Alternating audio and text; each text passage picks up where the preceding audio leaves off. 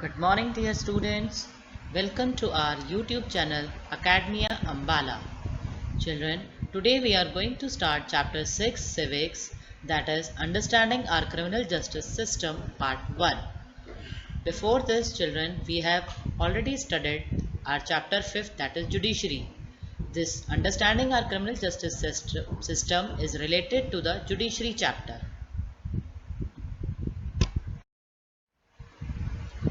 When we see someone violating the law, we immediately think of informing the police. You might have seen, either in real life or in the movies, police officers filing reports and arresting persons. Because of the role played by the police in arresting persons, we often get confused and think that it is the police who decide whether a person is guilty or not. This, however, is far from true.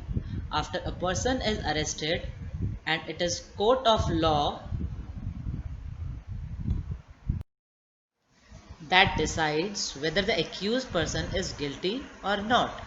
According to the Constitution, every individual charged of a crime has to be given a fair trial. The four key players in the criminal justice system are the police, the public prosecutor, the defense lawyer, and the judge. You have seen the roles each of them played in the cases. Now, let us try and understand their roles. Now, here the question arises, what is the role of the police in investigating a crime? One important function of the police is to investigate any complaint about the commission of a crime. An investigation includes recording statements of witnesses and collecting different kinds of evidence. On the basis of investigation, the police are required to form an opinion. If the police think that the evidence points to the guilt of the accused person, then they file a charge sheet in the court. Police investigation always have to be conducted in accordance with law and with full respect for human rights.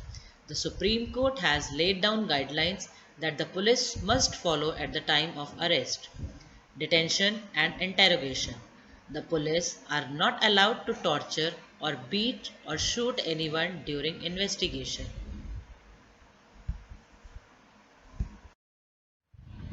Fundamental rights.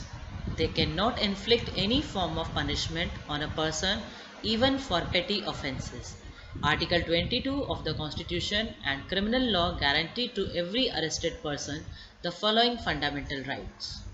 The right to be informed at the time of arrest of the offence for which the person is being arrested. The right to be presented before a magistrate within 24 hours of arrest. The right not to be ill treated or tortured during arrest or in custody.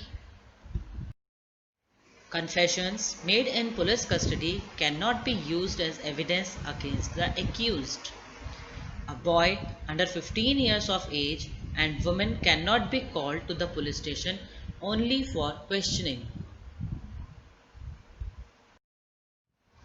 Now, the next topic which we are going to start is DK Basu guidelines. Now, what are these DK Basu guidelines? The Supreme Court of India has laid down specific requirements and procedures that the police and other agencies have to follow for the arrest, detention and interrogation of any person. These are known as the DK Basu guidelines, and some of these include: the police officials who carry out the arrest or interrogation should wear clear, accurate and visible identification and name tags with their designations. A memo of arrest should be prepared at the time of arrest and should include the time and date of arrest. It should also be attested by at least one witness who could include a family member of the person arrested. The arrest memo should be countersigned by the person arrested.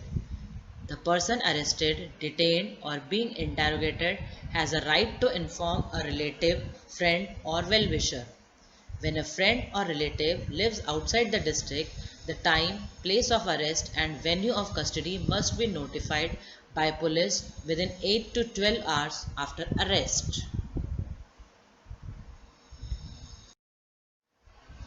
These are the various features of the DK Basu guidelines. Now, the next topic of the chapter we will continue in the second part. Thank you and have a nice day.